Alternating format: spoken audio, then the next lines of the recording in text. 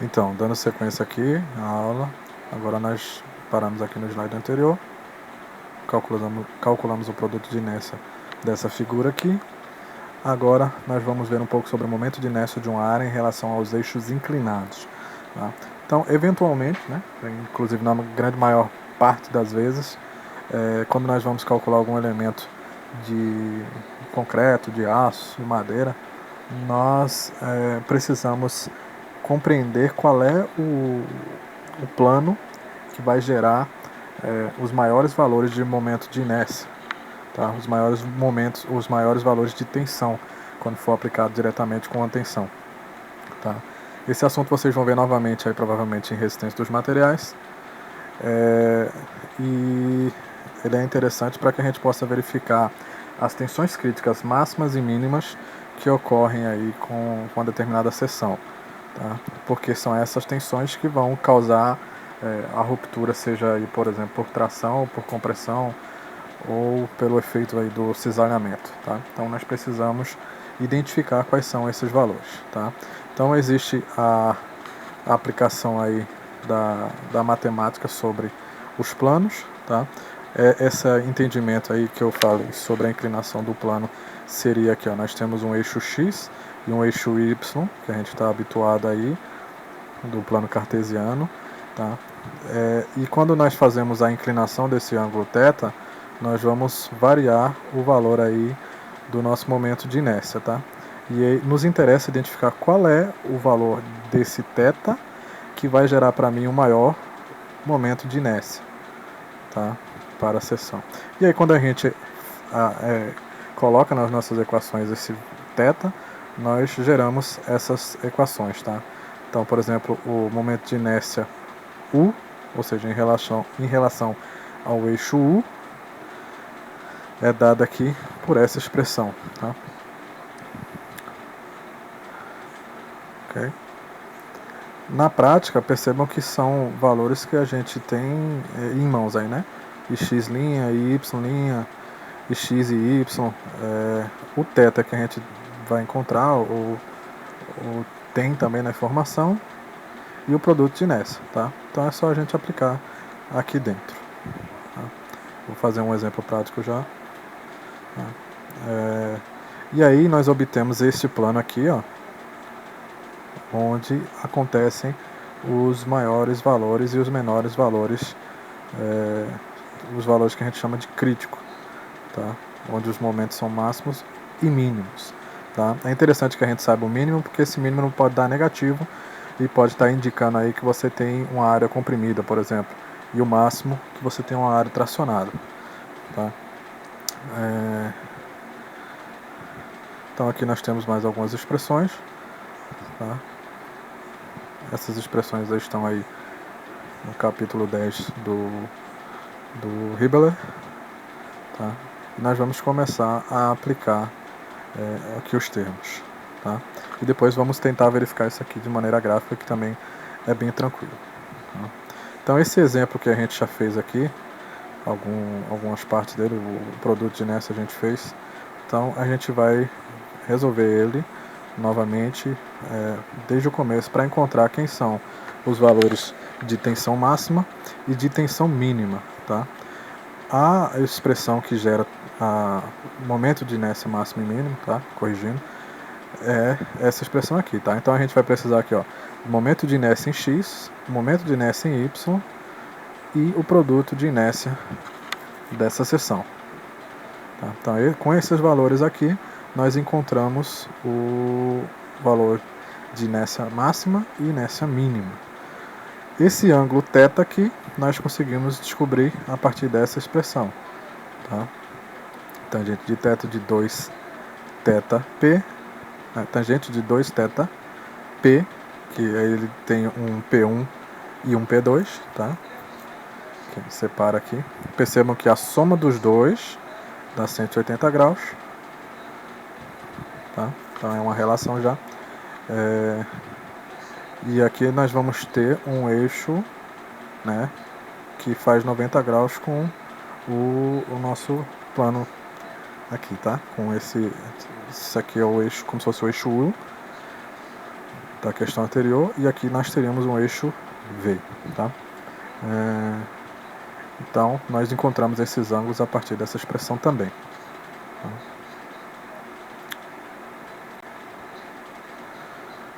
Então, essa é a questão que a gente tem trabalhado até agora. Como é que é o processo para você fazer o tensão máxima e tensão mínima partindo aí do zero, tá? Primeira coisa que a gente faz é seccionar o nosso desenho, tá? Aliás, a primeira coisa que a gente faz é encontrar o centro de gravidade. Se não encontrou o centro de gravidade, se não sabe, não tem a informação aqui, por ser simétrico, nós sabemos que vai ser no meio dessa barra aqui, exatamente coincidindo com o centroide desta barra, tá? Mas se não souber, a gente pode usar os conhecimentos aí da aula anterior, né, sobre centroide para encontrar o centroide. Encontrado o centroide, nós vamos separar essa figura em 3 segmentos, tá? Então vamos lá. Segmentos. Vou chamar a primeira de A, essa do meio aí de B, e para não confundir com o centro de gravidade, chamamos a última de D, tá? Assim está a nomenclatura do livro também, tá? Então, nós vamos precisar encontrar os momentos de inércia, tá? Então, o momento de inércia em x é igual ao ix', né, mais a área vezes uma distância y ao quadrado.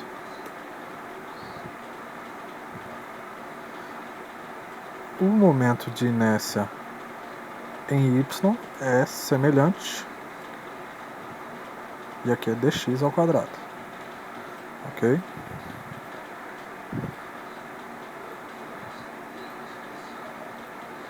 Então, para eu encontrar o momento de inércia em x, eu vou precisar do ix'. Então, quem é ix'?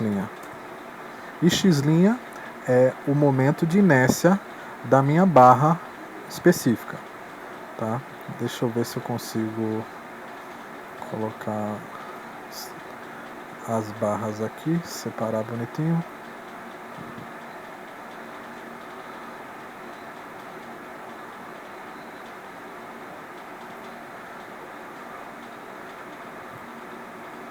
Então essa vai ser a minha barra 1, segmento A, aliás. Esse aqui vai ser o B.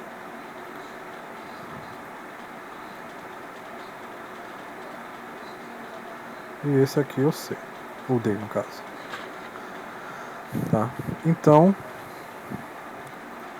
o ix vai ser,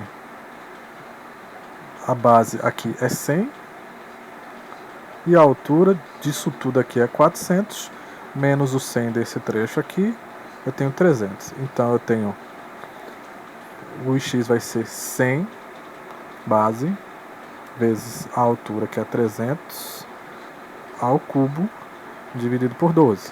A gente viu que um retângulo é assim que a gente vê. Tá? Então nós temos aí 225 milhões, né? No segmento B, aqui,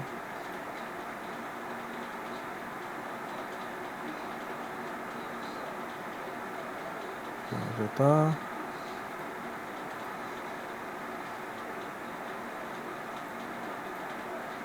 Então, no segmento B, nós vamos ter como base 600 vezes a altura que é 100 ao cubo dividido por 12. E o segmento D é igual ao segmento A. Né? Joia. O IY', que nós vamos precisar também, ele é basicamente a mesma coisa, só que em vez de ser a altura ao cubo, é a base ao cubo. Então nós vamos ter base ao cubo, do primeiro a base é 100, igual 100 ao cubo vezes 300 dividido por 12.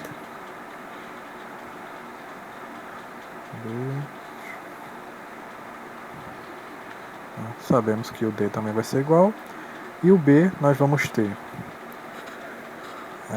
a base ao cubo é 600 ao cubo vezes 100 dividido por 12.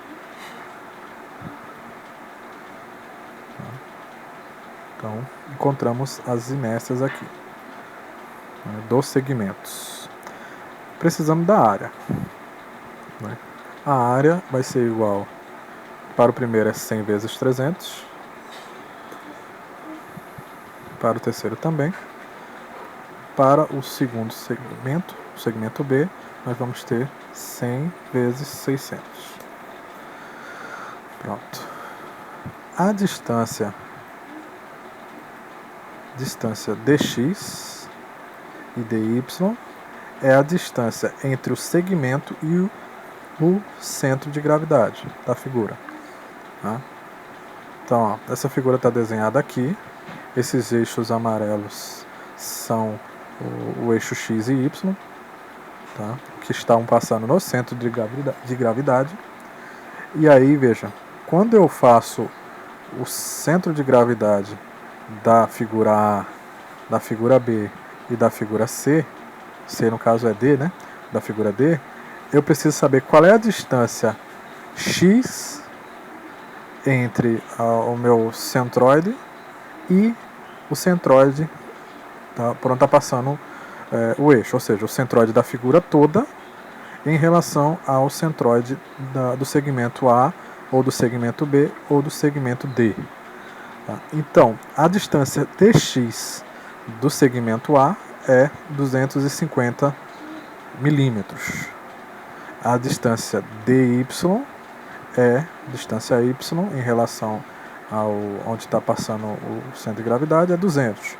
Então eu tenho 250 para a esquerda, do centro de gravidade, ou seja, menos 250 e mais 200.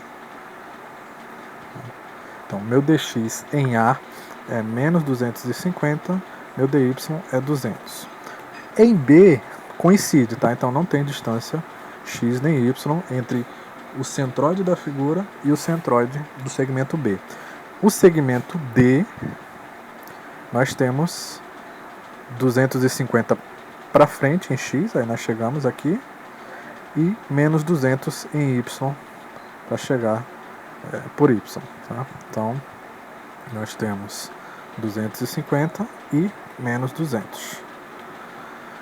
Então, eu já consigo agora encontrar quem é meu ix. Ix vai ser o ix' mais a área vezes a distância y ao quadrado.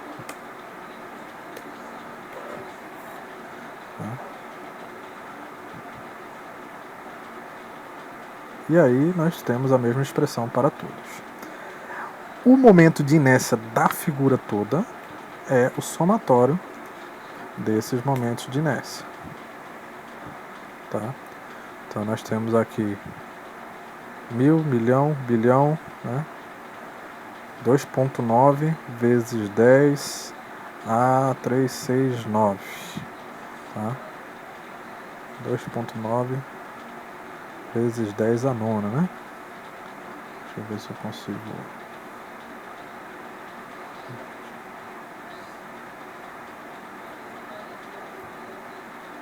Científico.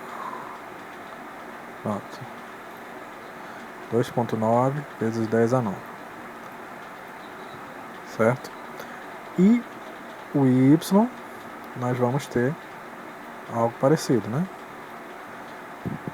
Vai ser o y do segmento mais a área vezes dx ao quadrado. Fazemos o somatório. Estendemos aqui, fazemos o somatório. 5,6 vezes 10 a nona. Tá?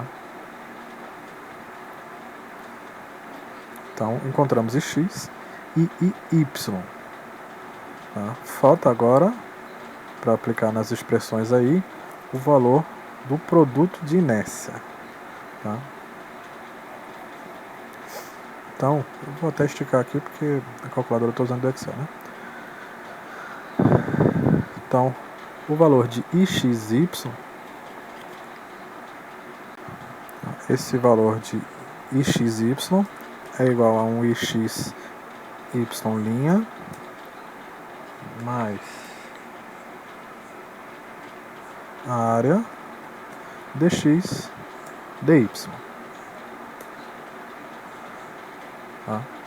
Esse ixy', o produto de inércia do segmento, quando tá passando pelo o eixo de simetria, né, pelo centroide, é igual a zero. Então nós vamos ter, isso aqui vai ser igual a zero mais a área que multiplica dx que multiplica dy. Tá? E igual para os outros. Tá? E aqui nós faremos a soma, vai dar menos 3 vezes 10 a nona. Aqui é milímetro, né? Milímetro a quarta. Tá? Então encontramos aqui o momento de inércia x, momento de inércia y e o produto de inércia. Tá? Então, com essas três informações, nós podemos encontrar o nosso valor de máximo e mínimo, tá? Opa. Esse aqui. Aí. Então, quem é o I máximo ou mínimo?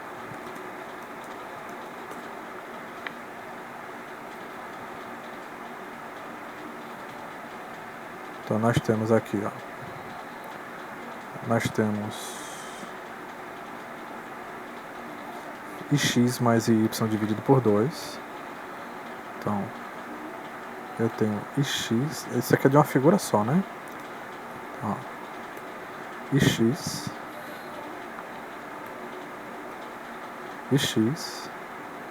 mais iy dividido por 2. Tá? Isso aqui vai ser mais a raiz de. Aí nós vamos ter aqui ix menos iy dividido por 2. Isso aqui é ao quadrado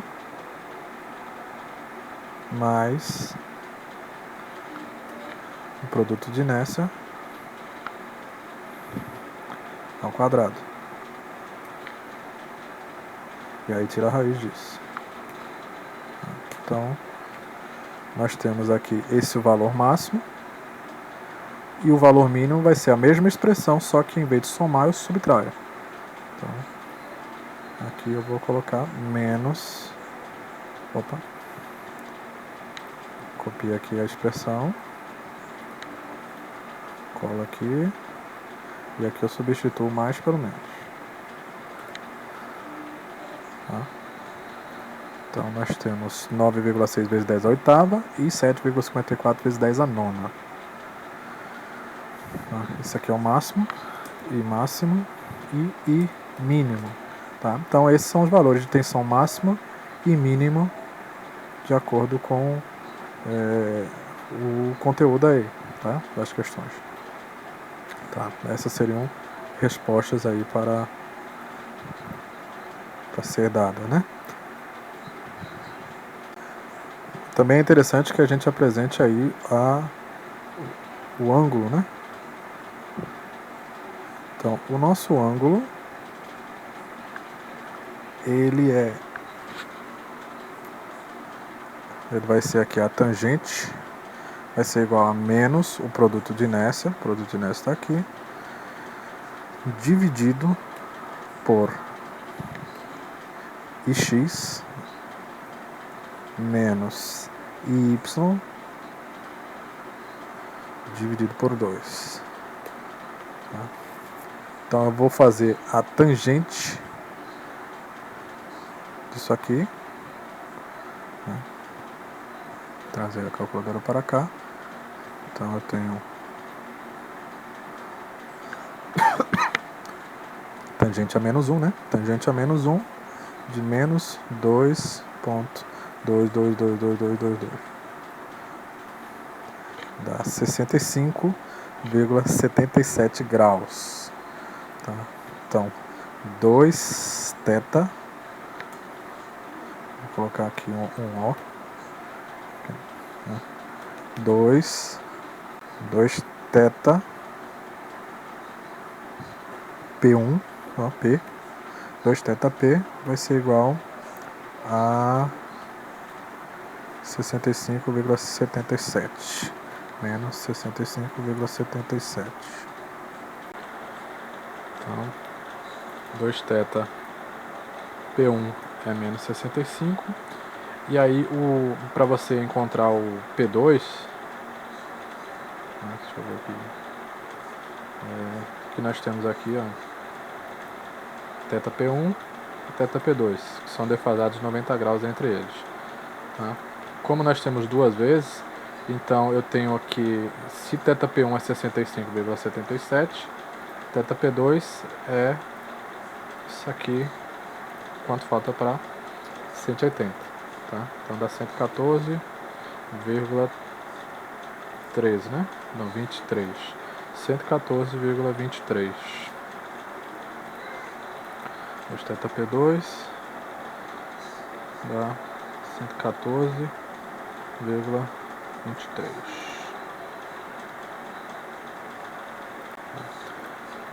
Então, θP1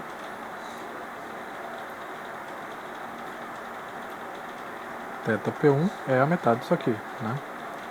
Então, 65,77, 65,77 dividido por 2 dá 32,89 menos 32,89. E aqui para 90 menos 90, 57,12, 5,11, né?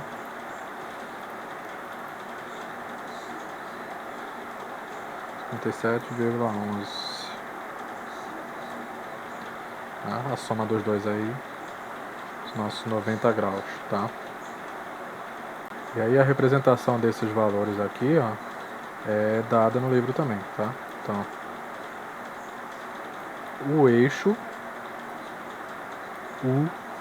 aqui é V, o eixo V, ele tem o ângulo θP1 com X, ou seja, menos 32,9, tá?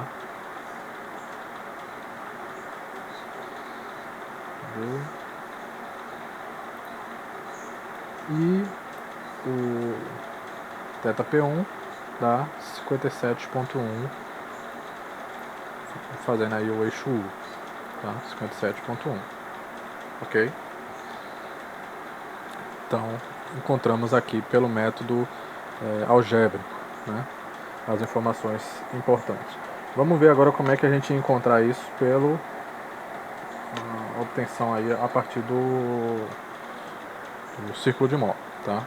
Então, o círculo de Mohr, né, ele basicamente é uma obtenção gráfica dos valores, quando a gente pode traçar aqui um eixo com um produto de inércia e outro com o momento de inércia, tá? Obtendo aí já previamente os valores de x e y e o produto de inércia, nós vamos lançar isso lá no nosso gráfico, né, no nosso desenho. Então, o momento de inércia x foi dado por 2,9 vezes 10 a nona. Então vamos trabalhar aqui os eixos como se fosse 10 a nona, né? Então aqui eu tenho 2,9. E 5,6 foi o momento de inércia Y, certo? Então aqui, ó, 2,9, 5,6. E menos 3 foi o valor do produto de inércia. Menos 3. Então, esses valores... Eita, menos 3 aqui. 3. Pronto. Então, esses valores aqui, em vermelho, são os valores que eu obtive a partir dos cálculos ali que eu fiz na tabelinha, né? Então, aqui é menos 3.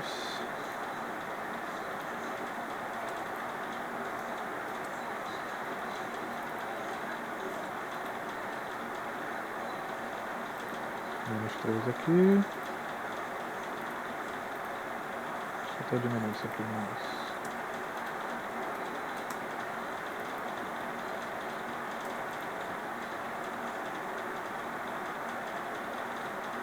Então, menos 3 está aqui. Aqui é 2,9 e 5,6. 2,9, 5,6.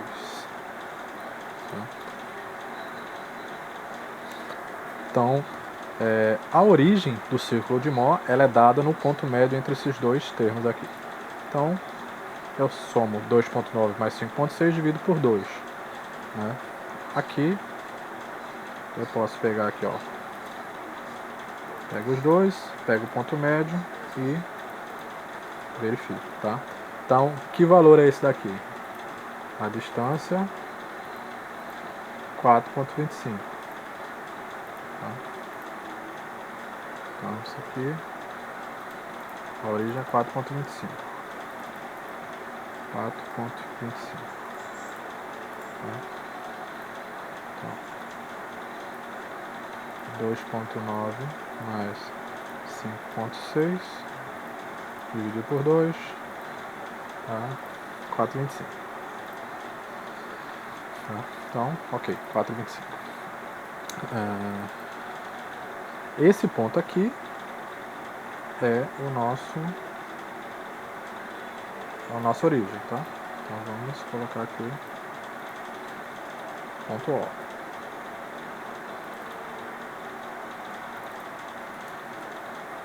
Ok? Eu preciso traçar aqui um valor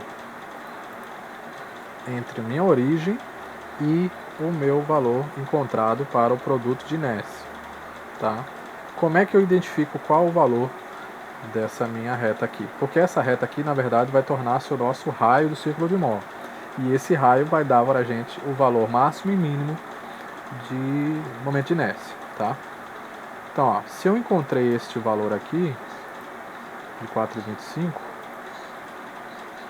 na origem, eu posso chamar esse trecho daqui até a inércia x, nesse caso aqui, que foi a menor, por um componente A ou B, tá? No livro ele está como A. E eu sei essa distância aqui, tá? Que é 4,25 menos 2,9, dá 1,35. Tá? Então eu sei que este valor aqui, este cateto para o triângulo é 1,35. E daqui, do meu eixo, do meu y igual a 0 até y igual a menos 3, eu sei que é 3.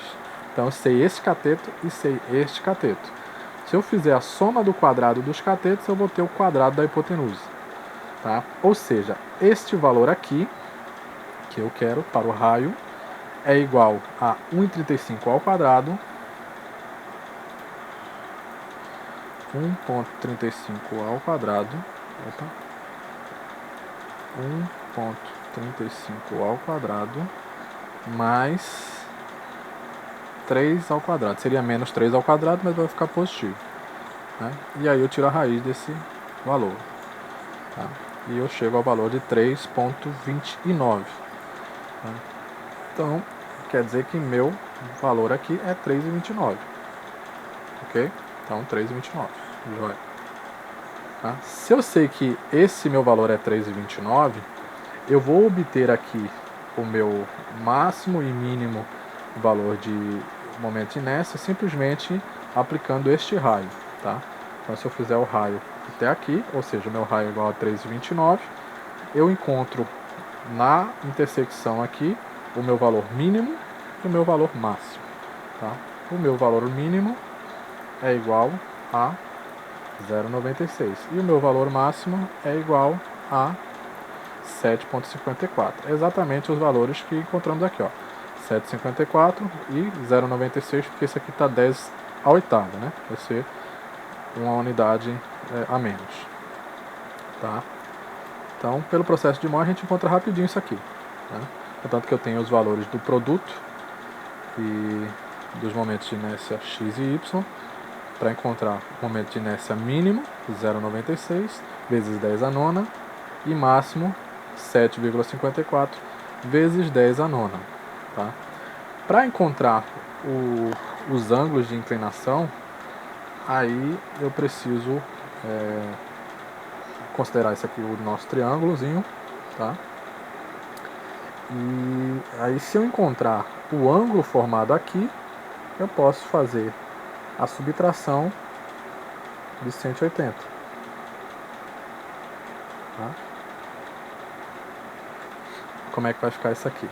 Eu tenho este cateto aqui é 1,35. A hipotenusa eu sei que é 3 e alguma coisa, mas eu sei também que esse aqui é menos 3.